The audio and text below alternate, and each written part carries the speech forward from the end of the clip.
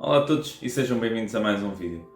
Desta vez este é o segundo episódio da minha série Modelismo Ferroviário, onde o interesse é mostrar aquilo que existe, somente para quem se está a iniciar, para que possa tomar as decisões corretas para o futuro. Então, recapitulando o que foi falado no primeiro episódio, foi um bocado conhecer as diferentes escalas e tentar demonstrar aquilo que cada uma dessas escalas pode oferecer, quer a nível de vantagens e desvantagens. Neste segundo episódio, a ideia é falar sobre algumas diferenças entre o AC, o DC e o DCC, tendo em conta o que é que cada uma também pode oferecer e mesmo a nível de custos para o futuro. Portanto, vamos lá. Ok, então vamos pôr de parte agora o DCC e vamos começar pelo AC e o DC. Qual é a principal diferença entre estes dois sistemas? O AC é muito denominado como 3 carris e o DC como 2. Mas fundamentalmente estes dois sistemas funcionam da mesma forma. Há uma alteração de voltagem e os comboios, neste caso todos os comboios, na linha começam a andar ou para a frente ou para trás, dependendo se a voltagem é positiva ou negativa. O que é que varia entre, por exemplo, este sistema AC ou o sistema DC e o próprio DCC? É que o DCC, tal como o nome indica, que é Digital Command Control, significa que já estamos a introduzir alguma forma de controle para os comboios e isto já permite que possamos controlar comboios individualizados. Uma grande diferença entre os sistemas AC e DC é exatamente o terceiro carril, porque para além de terem os dois carris, os normais, tem um carril no meio, que é uma espécie de espigões que estão em cada travessa, que em contacto com o patinho que os comboios que estão para a AC têm, faz com que o comboio ande.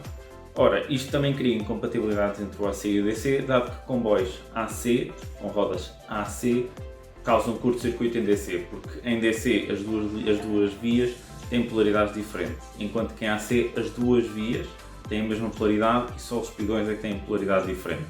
Uma outra vantagem do AC é que qualquer inversão de polaridade faz com que não seja necessário a introdução de equipamentos eletrónicos extra, ou seja, podemos inverter, podemos ligar uma agulha e ter um circuito a fechar nela própria e não é necessário ter um equipamento eletrónico para inverter a polaridade.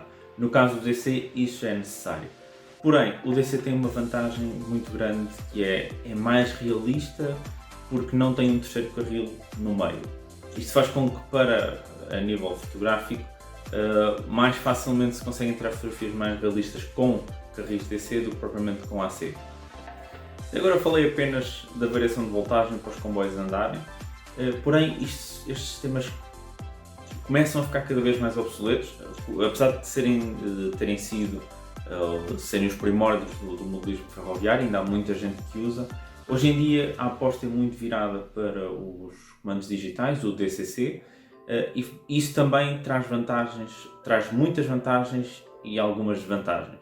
Vou começar por uma das desvantagens maiores, que é o preço.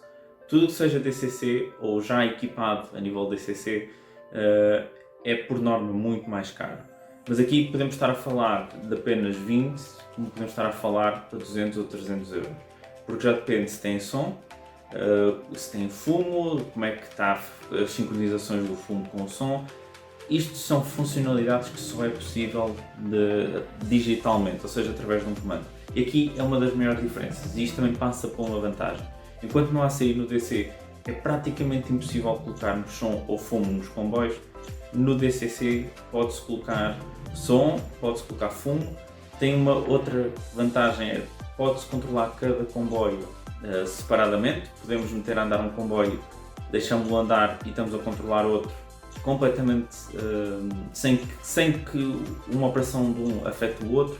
E isso é uma grande vantagem hoje em dia, especialmente em grupos organizados no modelismo ferroviário, dado que podemos ter 4, 5, 20, 30 pessoas a controlar esse mesmo número de comboios e cada um controla o seu sem interferir com o outro. Porquê? Porque o DCC funciona à base de endereços, ou seja, se temos uma máquina com o endereço 3 e outra com o endereço 4, se no comando colocarmos o endereço 3 e começarmos a andar com ela, a máquina com o endereço 4 não anda. Se as mesmas tiverem o mesmo endereço, vamos imaginar que as duas têm o endereço 3, se colocar no comando o 3 a andar, ou o 3 a acender as luzes, ou com som, ou o que for, as duas fazem essas operações. Porém, também temos que ter em conta que descodificadores normais, apenas para meter o comboio a andar e ter luzes, podem variar entre os 20 e os 35 euros, ou até mesmo mais um bocado dependendo da qualidade. Aqui há muitas marcas no mercado, mas depois podemos já subir para 120, para 150 euros para um decoder de som, e aí já podemos tirar um pouco mais partido da máquina e poder dar-lhe um realismo muito superior. Ao contrário do AC e do DC, o DCC tem um constante fluxo de voltagem a passar pelos carris.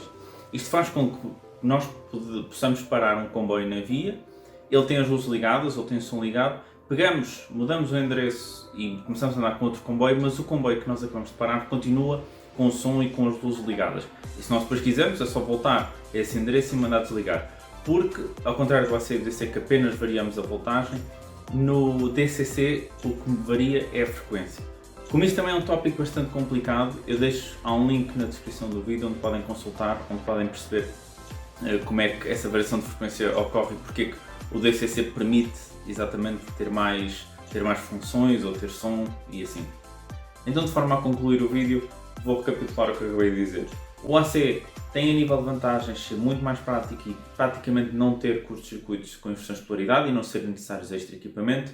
Também, por norma, tem peças mais baratas que são possíveis de comprar, mas tem um defeito que é a nível do realismo e a nível das funcionalidades que se podem introduzir no comboio. A nível do DC já tem um realismo maior porque só usa 2 carris, porém são necessários equipamentos extra quando se querem fazer grandes maquetes ou mesmo inversões de polaridade.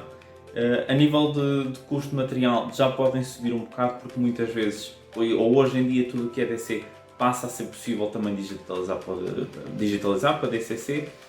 E por fim temos o DCC, que é o mais caro de todos, a nível mesmo de implementação, porque são necessários equipamentos próprios, seja a Martin produz os dele, a Roku também produz os deles, e são equipamentos diferentes, mas são para ser possível controlar os comboios, mas permite ou tem outro tipo de funcionalidades que nenhum dos outros 2 sistemas tem. Permite ter som, permite ter luzes controladas por funções, permite controlar vários comboios separadamente, sem que todos andem ao mesmo tempo, e isso hoje em dia é uma grande vantagem, especialmente com o crescente mercado de modelismo, com cada vez mais grupos e cada vez mais pessoas interessadas em participar. Portanto, na minha avaliação eu considero que o DCC é o melhor porque é o futuro. Os outros são muito interessantes para quem já tem bastante material guardado, mas para quem se for iniciar eu aconselho muito o DCC. E com isto eu dou por terminado este vídeo, eu espero que tenham gostado. No próximo vídeo vamos mexer um bocado no DCC, eu vou a partir deste momento eu só vou usar o DCC e tudo o que vai ser daqui para a frente vai se focar apenas em 2 carris. E no DCC também um bocado para explicar exatamente o futuro do modelismo. Portanto, eu espero que tenham gostado e vemos no próximo vídeo. Até lá, tchau!